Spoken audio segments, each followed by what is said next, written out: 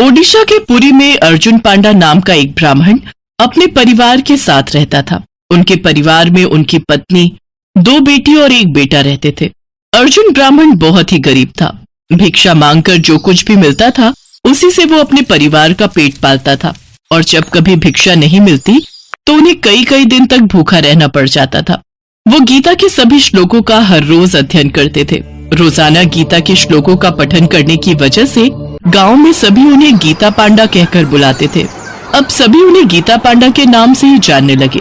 नियमित रूप से भगवान की भक्ति में लीन रहने और नियमित रूप से पूजा पाठ करने की वजह से उनकी चेतना शक्ति जागृत हो गई और वो खुद को दुनिया के माया जाल से परे समझने लगे। अब वो जहाँ कहीं भी जाते बस भगवान जगन्नाथ का ही नाम जपते रहते। भिक्षा मांगते हुए वो कहते हैं, भिक्षाम देहि, भिक्षाम देहि। ये लीजिए। भगवान जगन्नाथ आप पर अपनी कृपा दृष्टि बनाए रखें। भिक्षाम की वजह से ही किसी तरह उनका घर चल रहा था। एक रोज पूरे नगर में अकाल की स्थिति पैदा हो गई। लोग दाने दाने को मोहताज हो गए, जिस वजह से गीता पांडा को भी मुश्किल से ही भिक्षा मिल पाती। लेकिन फिर भी उनके चेहरे पर कभी उदासी नहीं रहती। लेकिन उनकी पत्नी अपने बच्चों को भूखा देखकर उदास रहने लगी। इतने कम अनाज में हमारा गुजारा कैसे होगा? इससे हमारे बच्चों का पेट नहीं भर पाता। अपने बच्चों को भूखा देखकर मुझे बहुत दुख होता है। तुम उदास मत हो, एक रोज जगन्नाथ भगवान सब ठीक कर देंगे। गुस्से में उनकी पत्नी वहां से चली जाती है। ऐसे ही कुछ दिन बीतते हैं। एक रोज सुबह जब गीता पांडा श्लोक पढ़ रहे थे तभी उनकी पत्नी आकर उनसे कहने लगी, सुनिए जी, घर में अनाज का एक दाना तक नहीं है। हम तो भूखे रह लेंगे, लेकिन हम अपने बच्चों को कैसे भूखा रखें? तुम व्यर्थ ही चिंतित होती हो भाग्यवान। हमारा भरण पोषण भगवान स्वयं करेंगे। भगवान की भक्ति करने से कुछ नहीं होता है, थोड़ी मेहनत भी करनी होती है। अगर आप सारा दिन बस ये गीता ही पढ़ते रहेंगे तो हम सबका भरण पोषण कैसे होगा? उनकी पत्नी काफी देर तक बड़बड़ाती रही, जिसके बाद गीता पांडा ने गीता का एक श्लोक बोला जिसका अर्थ है, जो मेरे दिव्य स्वरूप को ध्यान में रखकर पूजा पाठ करते हैं, मैं उनकी हर इच्छा को पूरा करता हूँ और अपने उस भक्त की सभी इच्छाओं की पूर्ति करता हूँ।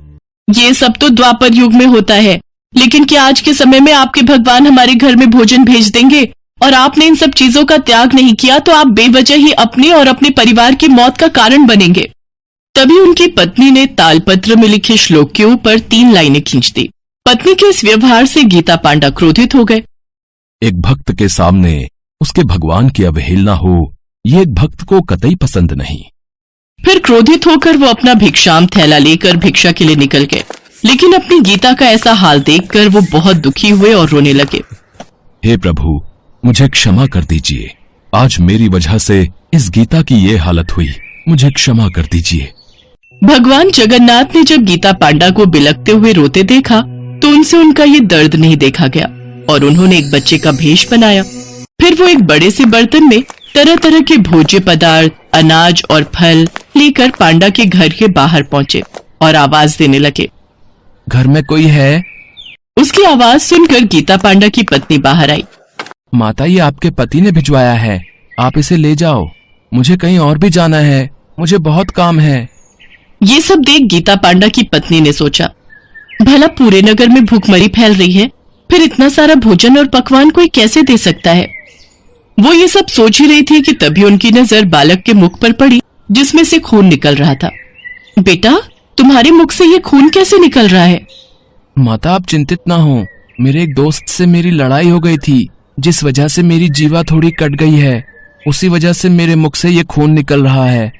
कुछ ही देर में ये अपने आप ठीक हो जाएगा। अनाज से भरा बर्तन देकर वो बालक अदृश्य हो गया। गीता पांडा की पत्नी की समझ में कुछ नहीं आ रहा था कि ये सब क्या हो रहा है। कुछ देर बाद गीता पांडा घर लौटे तो उन्हें तुलसी और चंदन की अद्भुत खुशबू आ रही थी। उनका पूरा घर खाद्य सामग्री से भरा हुआ था और वहां तरह तरह के पकवान रखे हुए थे। ये देख गीता पांडा हैरान थे। उन्होंने इस बारे में अपनी पत्नी से पूछा तो उसने सारी बात बताई। क्या इसका मतलब साक्षात मेरे भगवान आए थे? भगवान जगन्नाथ स्वयं यहाँ आए थे? अब गीता पांडा की पत्नी को भी विश्वास हो गया कि भगवान जगन्नाथ ही उनकी मदद के लिए आए थे। फिर उन दोनों ने मिलकर भगवान जगन्नाथ से माफी मांगी और उनका धन्यवाद किया। उस दिन के बाद से गीता पांडा के साथ साथ उनकी पत्नी भी जगन्नाथ भगवान की परम भक्त हो गई। उड़ीसा शहर के छोटे से गांव में माधव दास जी रहते थे।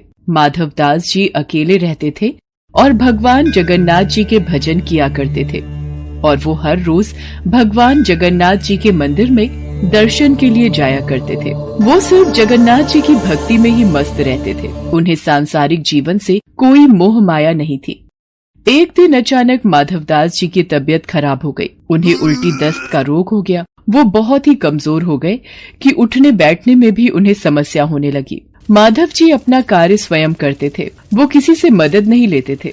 जो व्यक्ति उनकी मदद के लिए आता था उनसे कहते थे, मेरे प्रभु, मेरे जगन्नाथ जी स्वयं मेरी रक्षा करेंगे। ऐसे ही कुछ दिन और बीत जाते हैं। माधव जी की तबीयत और खराब हो जाती है। अब तो वो मलमूत्र भी बिस्तर पर त्याग देते थे, परंतु उन्होंने अपनी भक्ति और आस्था जगन्नाथ जी पर से नहीं छोड़ी। इतना बीमार होने के बाद भी वो नियम से जगन्नाथ जी की आराधना किया करते थे। यही दूसरी ओर जगन्नाथ जी अपने भक्त की उन पर आस्था देखकर अत्यंत खुश थे। तभी बलदेव जी जगन्नाथ जी से कहते हैं, हे प्रभु, आपका प्रिय भक्त इतना कष्ट में है, आप उसे दूर क्यों नहीं करते? उसके पूर्व जन्म के कष्ट हैं जो उसे भोगने ही होंगे, पर उसने मेरी इतनी भक्ति की है, इस कारण मैं पृथ्वी लोक पर जाकर उसकी देखभाल करूंगा। तब स्वयं जगन्नाथ जी सेवक के रूप में माधव जी के पास उनकी सेवा करने के लिए जाते हैं। वो माधव जी की बहुत सेवा करते हैं और उनके गंदे वस्त्र भी भगवान जगन्नाथ जी अपने हाथों से स्वयं साफ किया करते थे और उन्हें स्नान भी कराया करते थे। भगवान जगन्नाथ जी की सेवा से जब माधवदास जी स्वस्थ हुए और उन्हें होश आया, तब भगवान जगन्नाथ जी को उनकी सेवा करते देख वो तुरंत पहचान गए, ये मेरे प्रभु ही हैं। देखो माधव, मुझसे भक्तों का कष्ट सहा नहीं जाता, इसी कारण मैं तुम्हारी सेवा करने के लिए स्वयं आया हूँ। और जो पूर्व जन्म के कष्ट तुम्हारे भाग्य में लिखे हुए हैं, वो तो तुम्हें भोगने ही पड़ेंगे। अगर उस कष्ट को इस जन्म में नहीं भोगोगे, तो तुम्हें फिर से एक और जन्म लेकर कष्ट भोगना पड़ेगा। मैं नहीं चाहता था कि मेरे भक्त को उसके पूर्व जन्म के कष्टों के कारण अगला जन्म फिर लेना पड़े। इसलिए माधव, मैंने तुम्हारी सेवा की। अगर फिर भी तुम कह रहे हो तो मैं अपने भक्त की बात नहीं टाल सकता। अब भी तुम्हारा ये रोग 15 दिन का और शेष है, इसलिए वो 15 दिन का रोग वो मैं ले लेता हूँ। 15 दिन का वो रोग जगन्नाथ प्रभु ने माधव दास से ले लिया। तब से भगवान जगन्नाथ जी 15 दिन के लिए बीमार रहते हैं। तब से आज तक हर वर्ष से यही चलता आ रहा है। ज्येष्ठ पूर्णिमा को भगवान जगन्नाथ जी को ठंडे जल से स्नान कराया जाता है। इस स्नान के बाद भगवान को बुखार आ जाता है। 15 दिनों तक भगवान जगन्नाथ जी को एकांत में एक विशेष कक्ष में रखा जाता है, जहाँ केवल उनके वेधा और निजी सेवक ही उनके दर्शन कर सकते हैं। इस दौरान भगवान जगन्नाथ जी को फल के रस, औषधि एवं दलिये का भोग लगाया जाता है और रोग मुक्त करने के लिए उन्हें काढ़ा भी पिलाया जाता है।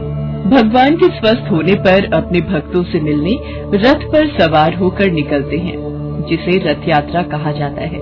इस रथ यात्रा में भगवान जगन्नाथ जी के साथ साथ उनके भाई और बहन भगवान बलदेव और देवी सुभद्रा की भी रथ यात्रा निकलती है।